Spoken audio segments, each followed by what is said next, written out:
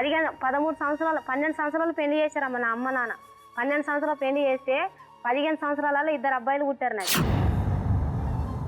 తెలివైన వయసులో పెళ్లి చేసి నన్ను ఇంత నా జీవితం నాశనం చేసిన అందరూ కూర్చున్నాను. ఆట బొమ్మలాగా ఆడుకున్నాను నన్ను. ఏది కావాలంటే తెచ్చిచ్చిన నా తల్లిదండ్రితోన తక్కువ పడితే కూడా తెచ్చిచ్చిన నమ్మని మస్తు సాయం చేసిన, మస్తు వాళ్ళొక కొడుకులాగా చూసుకున్నారు అతన్ని. మస్తు మోసం చేసిండు. నాకు అసలు ఉండరాదనిపిస్తుంది, కావాలనిపిస్తుంది.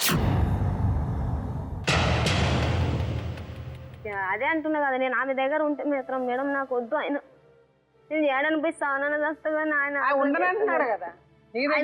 నమ్మకం లేదు. అడుగు ఇప్పుడు ఏ విధంగా నేను నమ్మించాలో మాట్లాడు. ఆమె పిలిపియమని మేడం, పిలిపించి మాట్లాడమని ఆమె దగ్గర. ఎన్నిసార్లు నాయలు పెట్టినాం, ఎన్నిసార్లు గ్యారంటీ లేదు మేడం, దానికి గ్యారంటీ కావాలి. తను మాట్లాడాలి, నేను వదులుకుంటా, నాకు 2 కొడుకులు ఉండరు, నా పెండ్లం ఉంటది, నేను చూసుకుంటా. మంచి మీరు చేస్తే ఫోన్ ఎత్తుద్దాం, మీ ఫోన్ లో వద్దంట చెప్పినాడు ఏమోడు. చేతిలో డ్యూటీకి వెళ్తుంటే వాళ్ళిద్దరు ఆ చేతులు పట్టుకొని పోయేటప్పుడు నాకు ఎంత మండాలి. వాళ్ళిద్దరు నన్ను జాడిచి దొబ్బేసి ఆమెను లాక్కేసుకొని పోతాడు.